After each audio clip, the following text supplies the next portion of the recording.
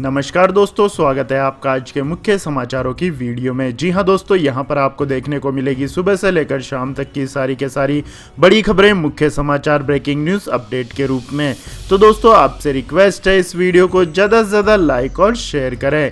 तो दोस्तों जानते हैं आज की पहली बड़ी खबर। बीजेपी ने पश्चिम बंगाल विधानसभा चुनावों के लिए जारी किया मैनिफेस्टो। 75 लाख किसानों को 18,000 रुपए, लड़कियों को मुफ्त शिक्षा, शरणार्थियों को नागरिकता और नोबेल की तर्ज पर टैगोर प्राइज का किया वादा। जी हां दोस्तों, बंगाल में विधानसभा चुनाव के लिए भाजपा ने अपना घोषणा पत्र जारी कर दिया है। पार्टी ने इसे सोनार बांग्ला संकल्प पत्र कहा है। सरकारी नौकरियों में महिलाओं को 33% आरक्षण, मछुआरों को हर साल 6,000 रुपए, केजी से पीजी तक लड़कियों की पढ़ाई फ्री करने और उत्तर बंगाल जंगल महल और सुंदरबन में 3 नए एम्स खोलने की बात कही है। हर परिवार में कम से कम एक सदस्य को रोजगार का वादा भी किया है। घोषणा पत्र में नोबेल प्राइज की तर्ज पर टैगोर प्राइज देने का भी ऐलान किया गया है। कोलकाता के ईस्टर्न जोनल कल्चर सेंटर में घोषणा पत्र जारी करते हुए अमित शाह ने कहा कि देश भर में बेरोक टोक हर धर्म का त्योहार मनाया जाए। सरस्वती और दुर्गा पूजा के लिए कोर्ट की जरूरत नहीं पड़ेगी। 70 साल से जो शरणार्थी यहाँ बसे हैं, पहली ही कैबिनेट मीटिंग में सिटीजनशिप अमेंडमेंट एक्ट लागू करके उन्हें नागरिकता दी जाएगी। मुख्यमंत्री शरणार्थी योजना के तहत हर शरणार्थी परिवार को 5 साल तक डीबीटी से 10,000 रुपए सालाना दिए जाएंगे। वहीं पीएम किसान सम्मान निधि योजना के तहत बंगाल के 75 लाख किसानों को 3 साल से 18,000 रुपए नहीं मिले, वे एक साथ सीधे खाते में भेजे जाएंगे। इसके बाद हर साल केंद्र सरकार के 6,000 के अलावा प्रदेश सरकार की ओर से 4,000 यानी कुल 10,000 रुपए दिए जाएंगे। इसके बाद दोस्तों जान लेते हैं अगली बड़ी खबर। महाराष्ट्र में सियासी उठापटक के बीच एनसीपी का दो टूक, कहा अनिल देशमुख के इस्तीफे का सवाल ही नहीं, परमवीर सिंह की चिट्ठी है एक साजिश। जी हां दोस्तों, महाराष्ट्र के गृह मंत्री अनिल देशमुख पर मुंबई पुलिस के पूर्व कमिश्नर परमवीर सिंह ने भ्रष्टाचार के गंभीर आरोप लगाए थे। इसके बाद प्रदेश की राजनीति में सियासी हड़कंप मच गया। इस मामले को लेकर एनसीपी प्रमुख शरद पवार को प्रेस कॉन्फ्रेंस तक करना पड़ गया। विपक्ष में बैठी भारतीय जनता पार्टी ने सीधे सीधे गृह मंत्री के इस्तीफे की मांग कर दी। हालांकि दिल्ली में हुई एनसीपी की उच्च स्तरीय बैठक के बाद पार्टी ने साफ कर दिया है कि देशमुख के इस्तीफे का सवाल ही नहीं है। एनसीपी नेता जयंत पाटिल ने बैठक के बाद मीडिया से बात करते हुए कहा कि अनिल देशमुख के इस्तीफे का कोई सवाल ही नहीं है। एंटीले और मनसुख हिरेन केस की एटीएस जांच कर रही है। हमें विश्वास है कि दोषियों को सजा दी जाएगी। इसके अलावा दोस्तों जयंत पाटिल ने कहा कि राज्य सरकार ने बम प्लांट करने के मामले में निष्पक्ष जांच करने का निर्णय लिया है। इतना ही नहीं, उन्होंने परमवीर सिंह की चिट्ठी को एक सोची समझी साजिश और ध्यान हटाने का प्रयास करार दिया है। इसके बाद दोस्तों जान लेते हैं अगली बड़ी खबर। पीएम नरेंद्र मोदी बोले, बंगाल के विकास को लात नहीं मारने दूंगा, दीदी चाहे तो मेरे सिर पर रख ले पैर। जी हां दोस्तों, विधानसभा चुनाव के मद्देनजर प्रधानमंत्री नरेंद्र मोदी रविवार को पश्चिम बंगाल के बांकुड़ा में जनसभा को संबोधित किया। प्रधानमंत्री ने बंगाल की मुख्यमंत्री ममता बनर्जी पर एक बार फिर से निशाना साधा है। उन्होंने कहा कि लोगों को डराने के लिए दीदी ने क्या कुछ नहीं किया।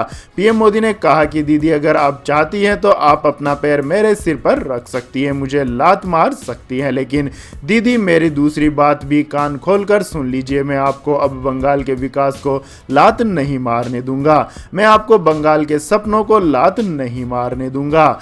आपको बता दें दोस्तों, रैली में जबरदस्त उत्साह और भीड़ देखने के बाद पीएम नरेंद्र मोदी ने सभी को धन्यवाद किया और कहा, मुझे लगता है आप लोगों ने क्रिकेट मैदान से कंपटीशन करना तय किया है।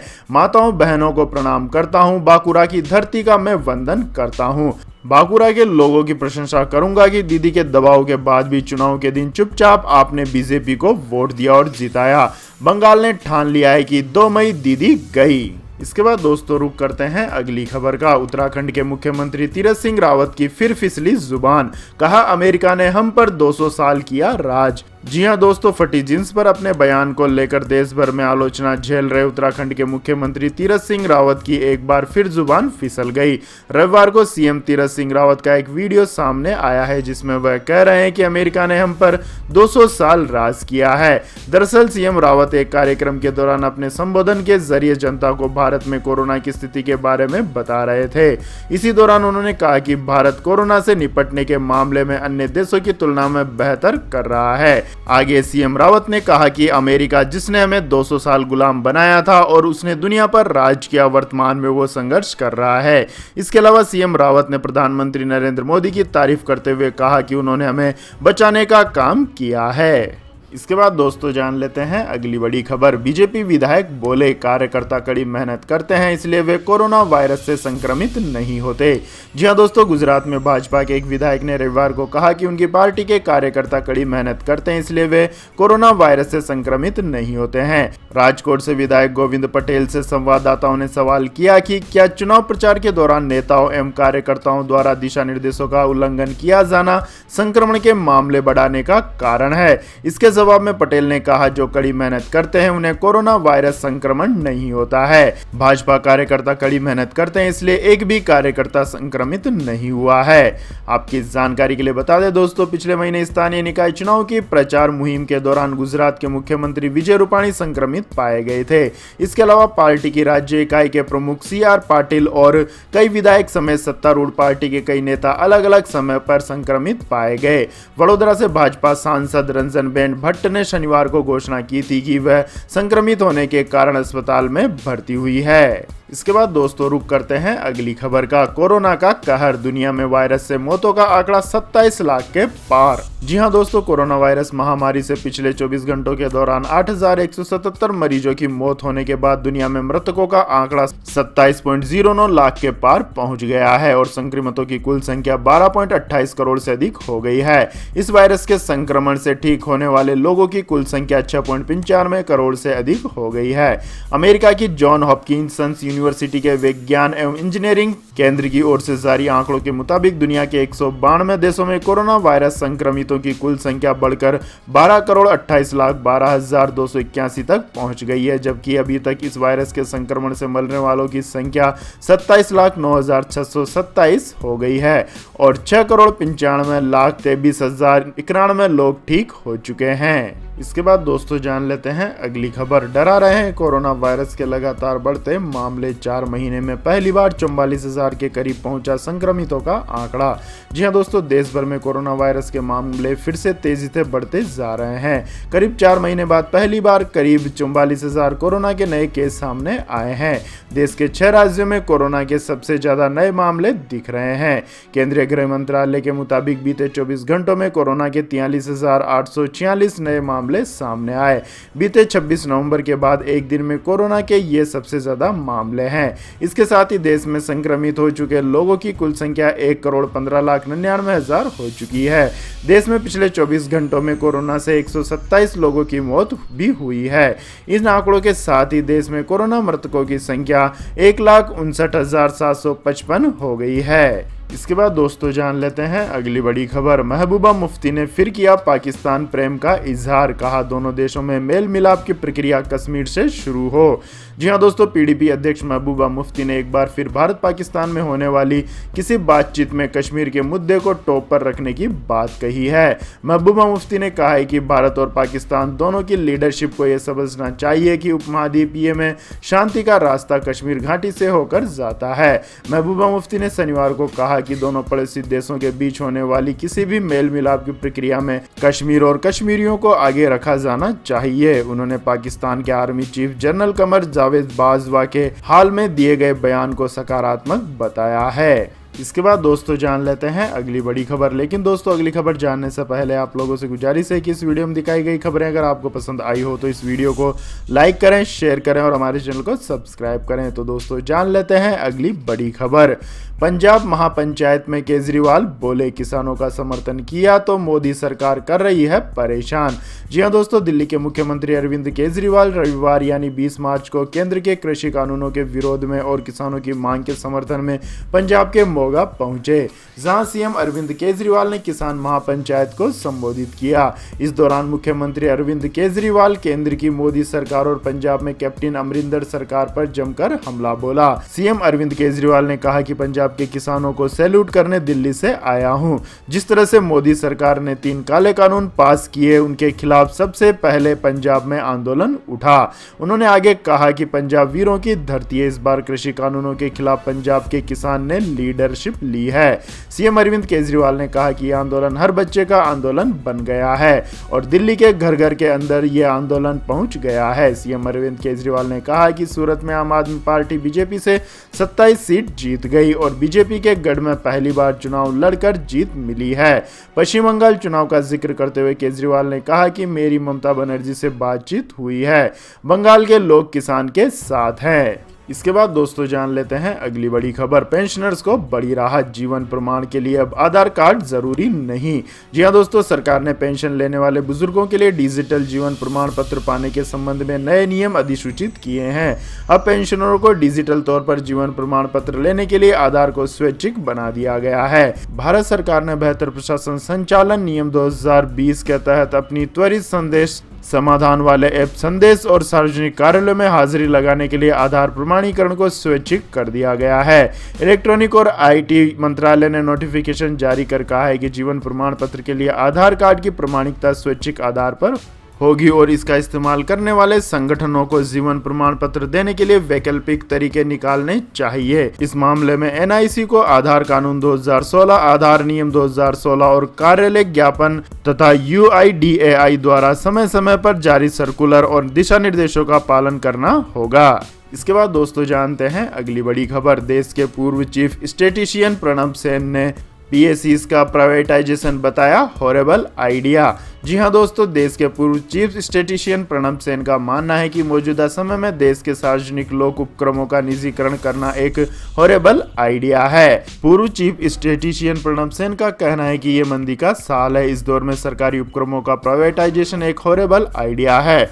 असल मुद्दा यह है कि इसके लिए यह गलत समय है, क्योंकि वर्तमान जरूरतों को पूरा करने के लिए वित्तीय वर्ष की वैध जरूरतें आगे और कम होती जाएंगी। उद्योग मंडल PHDCCI के एक कार्यक्रम में सेन ने कहा कि मार्च के अंत तक चालू वित्त वर्ष में देश का राजकोषीय घाटा GDP के 3.5% से बढ़कर 9.5% होने का अनुमान है। लेकिन अगर सरकार के मौजूदा साल के खर्च को देखें तो देश में लगभग यथा स्थिति है।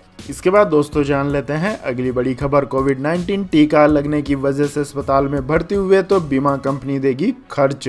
जी हां दोस्तों, भारतीय बीमा नियामक एवं विकास प्राधिकरण ने साफ किया है कि कोविड-19 टीकाकरण लगने की वजह से अगर किसी को स्वास्थ्य संबंधित कोई परेशानी होती है और वह अस्पताल में भर्ती होता है तो इसका खर्च स्वास्थ्य बीमा कंपनी को देना होगा। यही अगर किसी व्यक्ति ने हेल्थ इंश्योरेंस ले रखा है और उसे टीका लगवाने के बाद किसी समस्या की वजह से अस्पताल में भर्ती करना पड़ता है तो बीमा कंपनी उसे अस्पताल के खर्चे की भरपाई या कैशलेस इलाज की सुविधा देने से मना नहीं कर सकती है। इसके बाद दोस्तों जान लेते हैं आज के मौसम अपडेट्स। तो दोस्तों आने वाले 24 घंटों के दौरान गिलगित बल्टिस्तान, मुजफ्फराबाद, लद्दाख, जम्मू कश्मीर और हिमाचल प्रदेश में बारिश और बर्फबारी की गतिविधियां शुरू हो जाएंगी। इन राज्यों में मध्यम से भारी बारिश और बर्फबारी संभव है। ओलावृष्टि गतिविधियों की भी उम्मीद है। वहीं जम्मू कश्मीर, गिलगित बल्टिस्तान, मुजफ्फराबाद, लद्दाख और हिमाचल प्रदेश में व्यापक बारिश और बर्फबारी होगी। उत्तराखंड में हल्की बारिश की गतिविधियां हो सकती हैं, लेकिन धीरे धीरे इसमें वृद्धि होगी। 22 और 24 मार्च के बीच बारिश और बर्फबारी की तीव्रता बढ़ जाएगी। राजस्थान, पंजाब, हरियाणा के साथ साथ दिल्ली, NCR के कुछ हिस्सों में अलग अलग हल्की बारिश और गरज के साथ बारिश संभव है। 22 मार्च को उपरोक्त राज्यों में तीव्रता और प्रसार बढ़ेगा। विदर्भ, मराठवाड़ा, दक्षिणी और पूर्वी मध्य प्रदेश, पूर्वी उत्तर प्रदेश, छत्तीसगढ़, बिहार और झारखंड के कुछ हिस्सों में हल्की बारिश हो सकती है। वहीं हिमालयी पश्चिम बंगाल, सिक्किम और अरुणाचल प्रदेश में हल्की बारिश की संभावना है। इसके बाद दोस्तों जान लेते हैं पेट्रोल डीजल प्राइस टुडे। जी हां दोस्तों, पेट्रोल डीजल के दामों में लगातार 22वें दिन भी कोई बदलाव नहीं किया गया। हालांकि ध्यान देने वाली बात है कि इस साल के पहले 2 महीनों में ही पेट्रोल 4.87 रुपए प्रति लीटर और डीजल 4.99 रुपए प्रति लीटर महंगा हो चुका है। पिछले 22 दिनों की स्थिरता के बावजूद पेट्रोल डीजल अपने रिकॉर्ड स्तर पर चल रहा है। इस वक्त सबसे महंगा पेट्रोल मुंबई में बिक रहा है, जहां वहीं डीजल भी अपने रिकॉर्ड हाई पर चल रहा है।